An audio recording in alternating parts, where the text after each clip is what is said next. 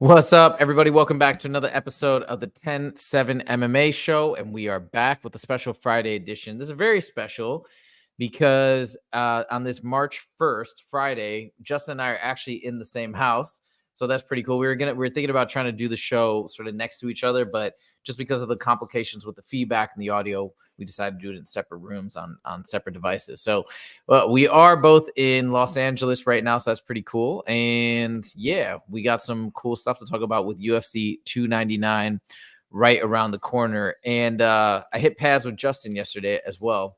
So we did some Muay Thai training, which was really cool. And Justin, you trained too yesterday at a place called Uprise MMA in Los Angeles. Well, how was that? What did you do there? Oh man, dude, it was great, dude. When Pete, your coach, the head instructor of the gym, I went there. He had 4 or 5 fighters working. I was able to go in, show some stuff, man. It's a great group of guys. Uprise MMA is a great gym, man. I can't wait to go back tonight and get some sparring in. Yeah, we're going back for I won't be participating because it's apparently advanced and hard sparring, but I'll definitely be watching. And yeah, can't wait to check it out. Okay, let's get into everything today because we got a lot of stuff to talk about. First things first, we've already talked about the O'Malley Hey, fight. Uzaifa, real quick. I'm sorry to cut you off. Yes. Oh, I think we're having some technical difficulties. Justin, are you there? Okay, I think we might have Yeah, lost I'm here. Justin. Yeah, you're really choppy. You're Okay, really choppy. Justin, why don't you do this? Go to another spot in the house because I think I know where you're at right now. Go to the top level, and I think the Wi-Fi will be much better upstairs. Okay, so Sure. All right, cool. Justin's just gonna move right No, now, no. and while he kind of relocates, I'm just because I think he's in a spot where the Wi-Fi signal is pretty weak. So, anyways, we got a lot of stuff to talk about today, which is pretty exciting. And as I mentioned, we've already talked about the Chito Vera Sean O'Malley fight. We're gonna dive deeper into it next week in terms of the matchup, and which is a really fun matchup, and I'm excited to see that. But we're going to talk today first about Dustin Poirier versus Benoit Saint Denis, which could arguably be a main event fight. Either way, super exciting fight. And Justin, I just wanted to chat a little bit about Benoit Saint Denis because he's a really cool up and coming fighter. He's got an amazing record, so I'm just going to switch over and we can talk about this. The other thing I want to talk to you about as well is the way that he's won in the last 5 victories that he had. So check this out. This is Benoit Saint Denis, by the way, here, just to give you the overview, right? He's 5'11, he's 28, so he's young. He's former special services military guy. Look at his record, right? All wins, 1 no contest, and 1 loss, right? And this 1 loss was all the way back in 2021. So the last 5 fights have all been victories. Now, check this out. Look at the way that he's won, which I want to know what you think about that, or does that say something to in terms of the credits of what type of fighter he is? But look, submission, TKO punches, submission, face crank, TKO punches, KO head kick, right? Does that diversity of finishes, because I know he's a very, very well-rounded fighter, does that diversity of finishes tell you anything about him as a fighter and the danger he poses to Dustin Poirier? Yeah, absolutely it does. I mean, this guy is a finisher. He's finishing guys in the first round, the second round, the third round. This guy has an endless gas tank. He's on a 5-fight win streak right now. His last win, being Matt Frivola by head kick. I believe it was like 1 minute into the fight. 1 minute and 31. Like, this guy is a fighter that can finish fights. Now, this might be a challenge for Dustin Poirier. Just like we talked about, Alexander Volkanovski, coming off being knocked out. Dustin Poirier's kind of he's had a little bit more time to rest, but again, with that big head kick coming from Justin Gaethje just in his last fight, is Poirier going to be able to hold up with this onslaught? Because Saint Denis is coming in, he's looking for a finish. He's already knocked somebody out with a head kick. His last fight he wins by head kick. Man, I'm a huge Poirier fan. I think he's a great guy. I think he was a great fighter. I think he was a great champion, man. But we got an up and coming star right now that's hotter than the sun, that's finishing high level guys, in the first round, in the second round. Can Dustin's brain and body hold up to this test? And Dustin is now at 35. I know we talked about that before, and it's still to me, right? I'm 43, 35 still sounds really young to me, but you've talked about this before in terms of the age, 33, 34, 35. You can start to feel a little bit differently, even though we've had lots of champions in their late 30s just killing it continuously. But, what are your thoughts on that age gap, 28 versus 35? You know, like I said, we talked about when we were out to dinner last night or when it was lunch, we talked about, champions over the age of 35, their overall record being 1-22. Now I'm looking at, Dustin Poirier's resume right now. Look, Justin Gaethje, he loses to Michael Chandler, another savage. Charles Oliveira, arguably one of the best, lightweight champions of all time. Conor McGregor twice, Dan Hooker. When you put the resume of Dustin Poirier and Saint Denis next to each other, they're not even in the same ballpark. Khabib, like True. arguably Max Holloway, It's like crazy. this is this is an insane resume. And although he's lost a couple, he lost to Charles, lost to Khabib, he lost he lost to Khabib, arguably the great. Some people say he's the greatest lightweight of all time. Charles Oliveira, was on that hot streak where he was finishing everybody, loses to him, and then he loses to Justin Gaethje, man, like. I mean, these are all champion status. Conor McGregor, some people say he was the best featherweight of all time. Like and then you look at Saint Denis, and again, and then this is not throwing shade at Saint Denis. This guy is a huge up and coming guy. If you go to Tapology, you can just click back and forth between their names and it'll pop all the record up. I really prefer Tapology, but it's totally up to you how you want to run it. But Matt Favola, again, a very, very tough guy. Don't get me wrong, but he's not Khabib. He's not Conor McGregor. He's not, these names that he's not Charles Oliveira. You look down his list, scroll a little bit further. Matt Favola again, Thiago Moses, 17-6. Ismail Bamba, I don't even know that guy. Yeah. Gabriel Miranda, like I don't even know these guys. And again, I'm not. It's not to say that they're not tough. Anybody in the UFC is tough. There's no cakewalks in the UFC, but it's not Khabib. It's not Max Holloway. It's not Conor McGregor. It's not Justin Gaethje. You know what I mean? So this is going to be his first real test, in my opinion. Like I said, looking at his resume, he has such an impressive resume. He's finishing fights in different ways. He's not going out there and guillotining everybody. He's knocking guys out. He's choking them out. Like I think the sky's in it, but this is going to be his first true test, in my opinion. Dustin Poirier is. How interesting, by the way, one thing I wanted to point out, which is one thing I love about this sport, is look, his very first fight in the UFC was a loss. Imagine going back in time to when he came into the UFC and he lost that first fight. He must have been so down, right? His first performance, the debut, but he bounced back and he's basically been almost undefeated since then. Well, he has been undefeated since then. And now everybody's talking about him. Like, imagine that ride, and the mental toughness. You look at even go down before he was in the UFC. Something that I really appreciate about Saint Denis is he's not taking cupcake fights like 2-0, 7-1, 9-5, 36-34. Well, that's kind of suspect, but 13-4, 15-4, 6-2, 22-7. Like these guys are all legit fighters. I looked at Khabib's record. I had somebody pull it up, and it's like his 15th win. The guy had like a losing record or something like that. This guy has not shied away from tough competition. Look, at 4-0, his second fight, 4-0, like, and again, finish. This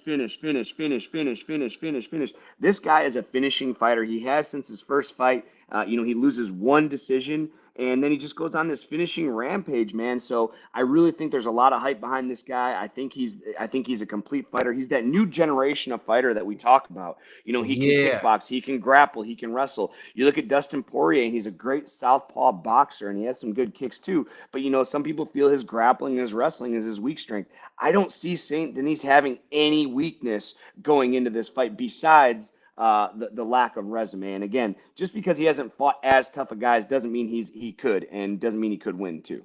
This is actually getting me more and more excited now, really doing a deep dive. To be honest, I love Dustin Poirier, and I'm kind of still rooting for him. I'm just going to be partial to him probably, but this makes it so much more exciting. It does kind of make it feel like, look at these finishes. He's got head kicks, he's got ground and pound, he's got choke, he's got tons of submissions. It just seems like this is going to be so difficult, but that's what's going to make it an amazing fight. So what's the odds on the fight?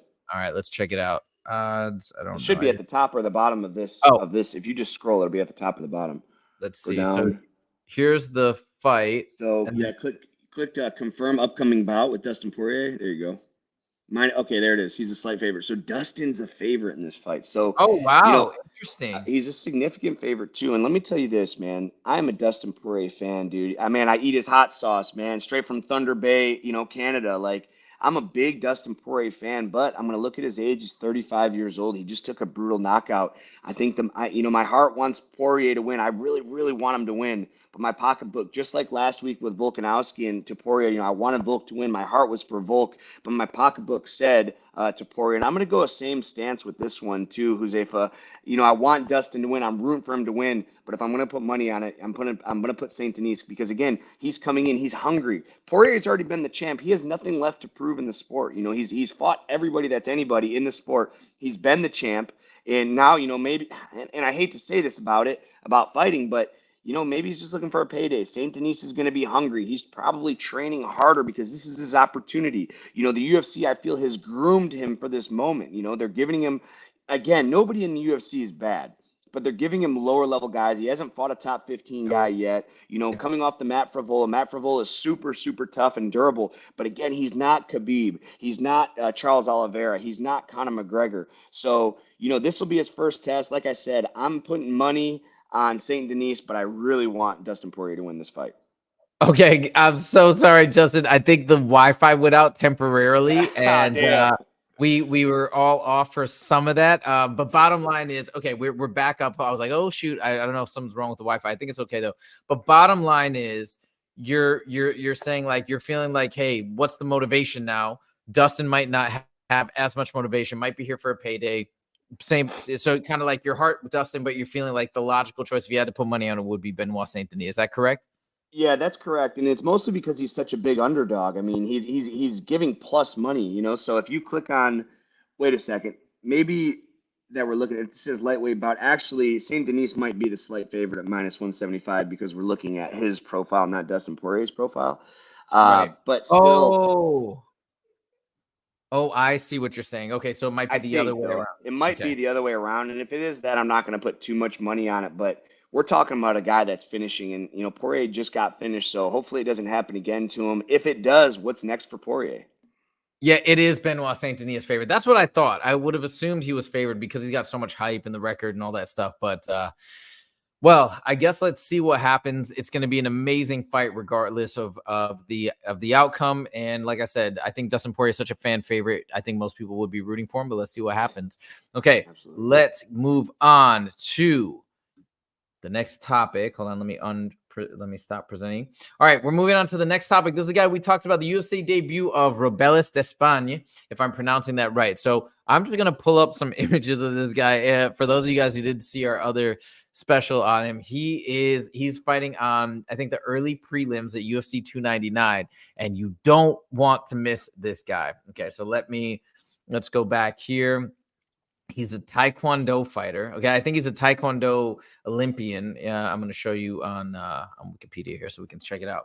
So check this out. He's a black belt in Taekwondo. His name is the Bad Boy. He's huge. Now he's 35, but he's a heavyweight, right? And we usually say that the age is a little bit different in heavyweights. We have fighters at light heavyweight and heavyweight fighting into their 40s and still doing super well. So look at his record. Look at this. So he finishes with all knockouts. First round 454, first round 12 seconds, 3 seconds, and 4 seconds. What the heck? Like, now you might say the competition probably wasn't that at the level of the UFC, right? Do you know anything about Fury FC? I do know that his combined opponent record is 1-0 out of 4 fights. So honestly, dude, I mean, the guy has a lot of hype, and but he hasn't fought anybody. He has 0 cage time. I mean, he has less. His first fight against a guy that was 0-0 in Titan FC. He does win. I'm not sold on the guy yet. Again, he hasn't done anything that's. I mean, I understand this is an impressive resume. He's 4-0. 3 of his 4 wins by less than 10 seconds or 15 seconds or less.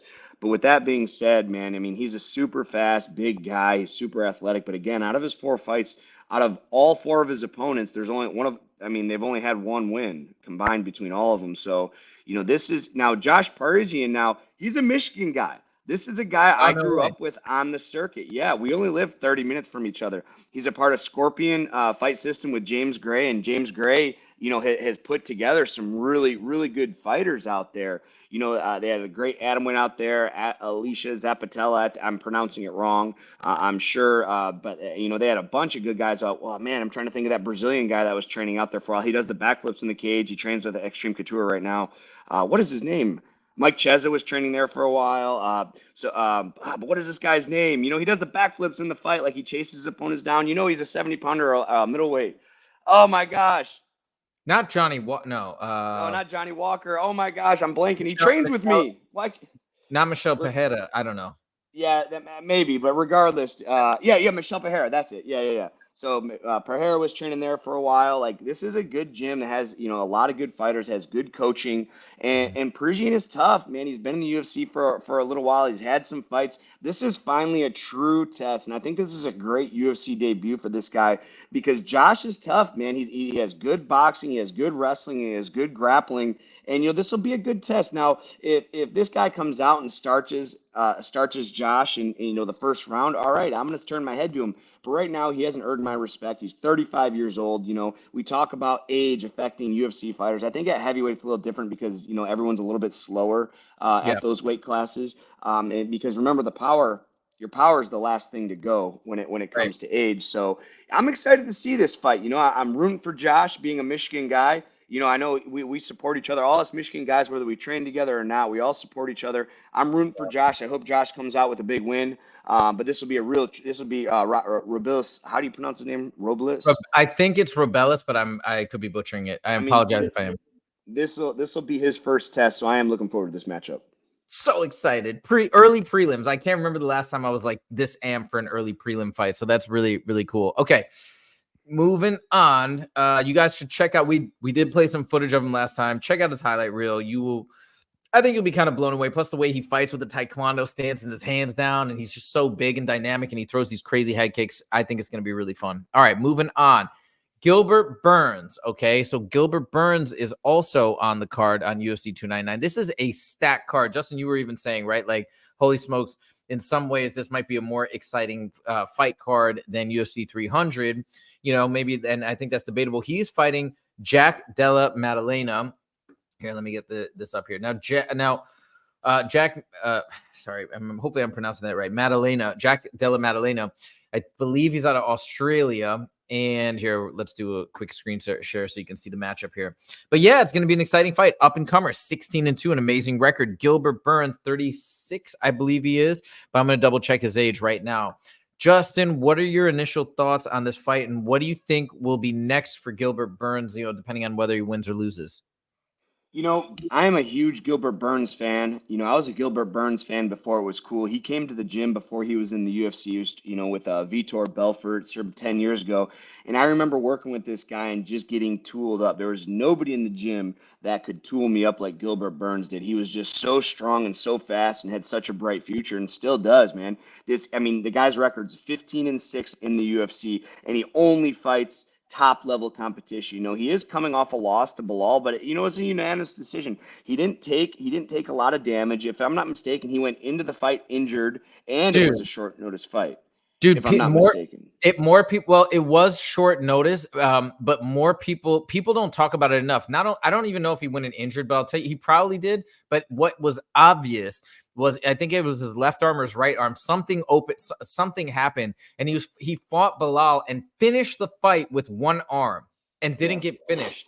And he was still going full force with that one arm. It was insane, and he could. With his one arm gone, he couldn't do any takedowns. He obviously couldn't. I mean, how did he not get finished? People don't give him enough credit for that fight. So that's insane that he survived that. And he's been out for this long, I believe, because he's been trying to get back to full health. Yeah, and that's the smart route to do, especially at the age he's at. He's had 21 fights. It's going to be his 22nd fight in the UFC. And, looking at his resume right now, he fought Bilal, he fought Jorge Masvidal, Neil Magny, Khamzat. And if you remember the Khamzat fight, wow, what a freaking banger of a fight. We had 100%. Lucas Barboza. Oh, that was a grappling match. Stephen Thompson, Kamara Usman, two cancelable, Tyrone Woodley, Damian Maya. This guy has fought a who's who. And, he is coming off a loss, but again, it was a short notice loss against arguably one of the best 70 pounders in the world. And, before that, he beats Jorge Masvidal by decision. Before that, Neil Magny chokes him out in the first round. Like, Gilbert Burns, I hope they're not, using him as a gatekeeper, because this guy is not a gatekeeper. This guy can fight for the belt. He's good enough still to win the belt. His grappling is just on a different level, man. Again, I know personally, not by watching, but rolling with this guy. He is just a freaking killer. He's a great guy. He's a great training partner. And, if they, like I said, I'm going to reiterate, if they think they're going to use Gilbert Burns as a stepping stone for this guy, they're going to be mistaken. And Gilbert's going to get in there, and if they overlook him, he's going to find a finish.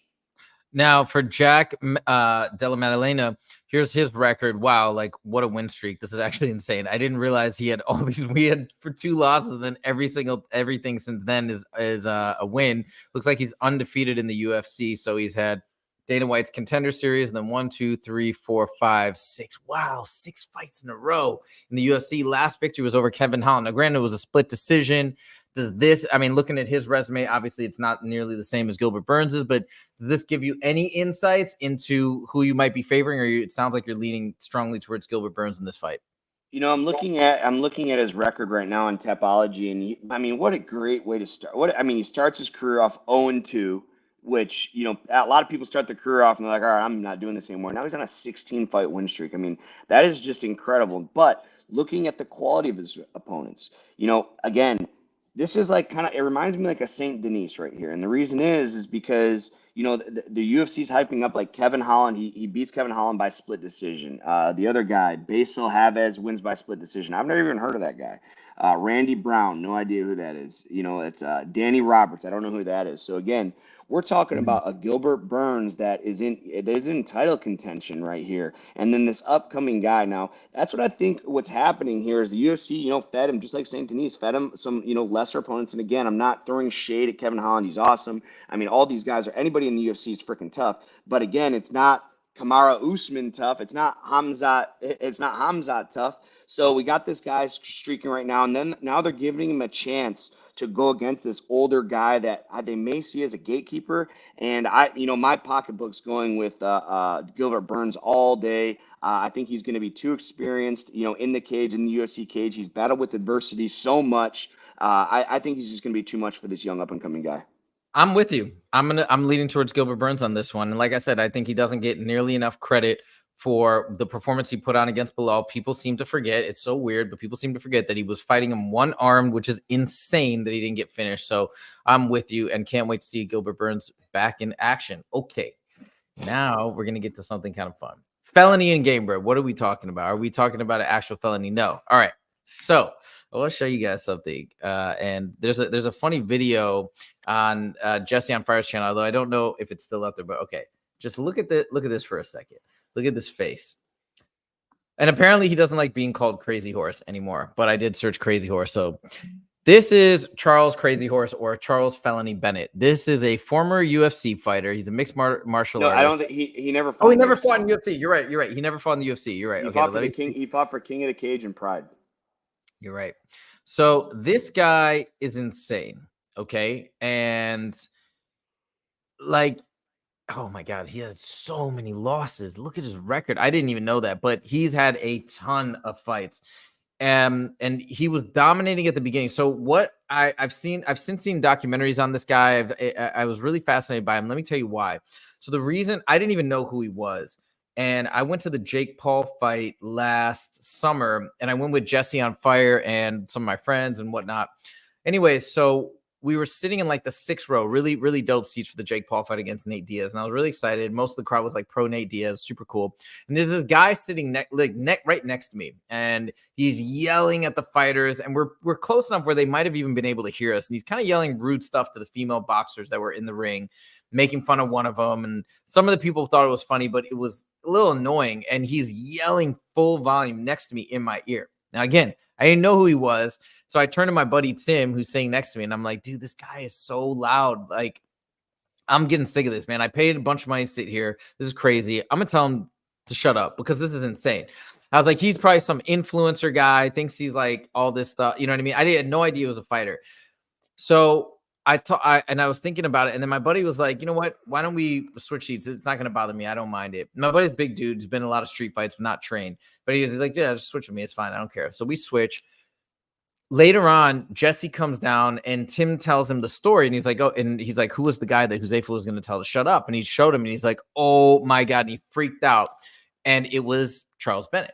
Okay. It was that guy. And then you see Felony, he saw his picture, and then he proceeds to tell me how, thank God I didn't say a single word. Even if I would have been like, dude, can you keep it down? It would have totally been unpredictable. And there was a good chance that he would have just started swinging on me because he's that type of guy. After that, I watched he almost got kicked out, by the way. Security had to come talk to him. He was annoying a lot of people, and he's just, he's out there. He just doesn't care. He does not care. And then he was yelling at the security people. He was asking them to buy him a drink when they were like, sir, can we see your ticket? He's like, I don't know, but why don't you, can you give me a soda and give me some, like, and he's pretty funny, but it's rubbing a lot of people the wrong way. But anyways, so that was my experience with him. All right. And then Jesse was just so freaked out. He's like, thank God you didn't say anything. He would have beat you. He would try to fight you, probably beat you up and whatever. Fast forward to earlier this week, Jorge Masvidal goes on the MMA Hour. Turns out that Charles Bennett, who is, I think, 43 or 44 or 45, he's 45. One of the most, and if I watched a documentary on him, he's one of the most talented fighters ever, like physically. Justin knows because Justin almost fought him. We're going to get into that in a second. But he was a very, very, very talented, physically gifted fighter, but he hated training. So he didn't like to train, but he would just go in. He wasn't afraid of anybody, and had some amazing performances and pride and whatnot. But anyways, he's going to be fighting in bare knuckle, I believe, in Gamebred coming up at their next event, which is pretty cool. So anyways, Justin, let me turn it over to you. I talked long enough. Like, tell us a little bit about the background. Like, what do you know about this guy, and how did your fight almost materialize? Man, like this guy has been around for as long as I can remember. We're talking fighting in Pride in early 2000. He's a huge star. You ever see people wearing that shirt that says "I'm big in Japan"? Crazy Horse is legitly very famous in Japan. And I don't know if he ever won the King of the Cage belt, but yeah, like I was trying to get a matchup with him so bad because coming up, this guy was the guy that I wanted to. This guy was crazy, man. Look up his highlight. I'm sure you can find like a 30-second Yep. highlight of this guy and share it, dude. He is just an animal, man. He'll fight anybody, anytime. He knocked out Wanderlei Silva in a street altercation. He's been put to sleep in the back and rising. Like this guy is. I mean, he reminds me of like a first generation Sean Strickland. Like he doesn't really care about your feelings. He'll tell you how he feels, and if you don't agree with him, he's just gonna hit you. He's just gonna punch you right on the spot, man. And like, yeah, let's watch this. Like I mean, dude, yeah, just watch this like 2-minute clip of him. Like, this is how early is this? I muted it, but it's a bunch of highlights here. Check this out. He's infamous for like at his stare downs, he'll talk to the camera, and he's just crazy, man. He's a super athlete. Like he just talks the whole time. Yep. See. Yeah. Like, he doesn't care, man. He's what every promoter wants. He's entertaining as all hell. He'll come out, boom, And look at that. Look at how he's like, it's bang, crazy. Bang, it's bang, bang, yeah, and bang. he is relentless. From my understanding, he's one of the strongest and most powerful guys because he does. Keep in mind, he doesn't train. Ooh, I know. You know what I mean? I heard. He doesn't train. He just comes out here and he's just an athlete. Now look at it, Bink. Look at this is him in Pride. That was like a wrestling move off the turnbuckle, and that's what he do. Sometimes in fights, there are times where he'll jump on top of the cage and straddle the cage in the middle of the fight. Yeah. I've heard about all. I mean, he'll get armbarred. He'll pick people up. Watch it. Here, watch this. Look at it. He just starts spinning around. He bangs his head off the cage here. He's like, all right, here. I mean, King. This is all King of the Cage. This is where he swings and wants to hit his head. Yeah. Oh. Boom. Like, and then bink, sleep. Dude, that's so bad. Oh, this is Eric Moon. This is a guy so Eric Moon was 21-0 as an amateur. He was an upcoming guy. He was a great wrestler. We wrestled together in high school, in high school and college. Like Charles doesn't care, man. Like he doesn't train. He just hits these people and kills them. But hey, man, I never got the matchup. As you saw when we were out yesterday, I hit up my manager and I was like, "Hey, dude, I heard Charles is in Gamebred. Like, let's get that matchup." But it looks like he's already booked. Wow. This is going to be crazy. All right. So anyways, I encourage you guys to watch more of his highlights. There's an entire documentary on the guy and kind of his entire career. And again, as I mentioned, his record is crazy, man. He's had so many fights. Let's see. He's 30 and 42. 30 and 45 and 2. And he's fighting Joe Panafiel in Game Bred Bare Knuckle. That's on March 2nd. Wait, this tomorrow. Yo, we're watching this. We're watching this tomorrow. Oh my! If we can find a line for over under, we take the under all day. And anybody watching this, that's printing money. He's either going to knock him out in 10 seconds or he's going to get submitted in the first round. So if you guys can find a line for a round and a half and under, it's a lock. And I expect my 10% commission. Oh my God. All right. That's so crazy. I didn't realize it was that quick. All right. Last thing we want to talk about, and then we're going to call it a day. This is something that nobody's talked about, and maybe not a lot of MMA fans or also Curb Your Enthusiasm fans, but I had to bring this up. I texted you and Jesse not too long ago. And again, we're not even monetizing the channel yet. So even if we get a whatever, nothing, it doesn't matter. I'm going to play the clip regardless. So for those of you guys who are Curb Your Enthusiasm fans or haven't seen the show, I want to show you guys something. This is so funny. I love the show. It's on its final season. And look at this one clip, because this is the storyline, I think, of the first or the second episode. And I guarantee you this came from the UFC and what's been going on. So I want to show you guys this clip. Check this out. You can hear the audio, right? Yeah, I can hear it. Yeah. Oh my words. Larry David, Maria Sophia. Wow, guys. Hi. Welcome. So nice to meet you, Larry. Nice to meet you. What an honor to have you guys in my house. Your house? Yes. You're Michael Fouché? Yeah, Michael Fouché. It's my birthday. I thought you were African. Yeah, I am. I'm South African. Born and raised in Joburg. This is my friend Leon I was telling you about. Leon Black. Oh, put it there, Leon. Nice to meet you. Nice house. Yeah. No, thanks. Welcome. How something's different? Is it the something looks different? Somebody stretched out my glasses with her big head, so I'm wearing hers. These actually look better than the ones he usually wears. She's so quick this one, eh? They actually do. They look very sort of You are so witty. What is this? You don't tell people you're from Africa. You're from South Africa. If this motherfucker's African, I'm fucking it's a little boy in that fucking book with the freckles on his face with overalls and fucking bare feet. And he looked wet all the time. Huckleberry Finn? Huckleberry fucking Finn. Yeah, Huckleberry Finn. We are so excited. There are so many people that want to meet you. Really? Yes, absolutely. Hey, where the fucking food at? Outside is there's an incredible buffet there. Anything you want, please make yourself absolutely at home. Say less. Cheers, my brother. You just lost about half the buffet. Cheers, my brother. Okay, I mean, come on. What are the odds? This has to be based on the Israel Adesanya Dricus du Plessis. I mean, it has to be, right? I mean, ours is perfect timing. Ours is perfect timing. That's a really good clip. That has to be. I mean, because literally, that's Dricus is from South Africa. Same exact thing, my brother. Like, dude, it's so good. Anyways, I just want to show that to you guys. And on that same note, I think we might have touched on this on Monday, but apparently it has come out since that Izzy was offered the Dricus fight for 300, and Dricus turned it down because he needed more time to recover, which I feel there's nothing wrong with that. Sure. Obviously, if he felt like he needed more time to fight and hold on to the belt, why not? So that's why this fight's not happening. It would be so perfect if it was happening sooner, so we could reference this a little bit more. Maybe ESPN could even reference it. But anyways, that's it. That's what I want to show you guys. Kind of funny, and I hope you guys enjoyed it. Justin, anything else you want to throw in before we wrap up about the fights next weekend? I'm going to reiterate the lock: Charles Bennett and the under. It doesn't matter who wins. Take the under. I'm stacking. I'm probably going to put $1,000 on the under if I can find it. And hey. Don't count, St. Denis, I really think he's going to take it to Poirier. I think they're going to use Poirier as kind of a gatekeeper here. I really think St. Denis is the good bet there. And Gilbert Burns, man, this guy they're going to try to use as a gatekeeper, but he's going to ruin the parade of Jack coming in, on that 16-fight win streak. I think Gilbert Burns is going to put an end to that. Parlay all those together and send me my 10%, boys. All right. Thank you guys so much for joining. We appreciate you guys joining and following and liking. So if you do like the video, make sure to click that like button. If you want to see more, make sure to click subscribe. And that's it. Thank you guys so much. And we'll see you in the next episode. Take it easy. Bet.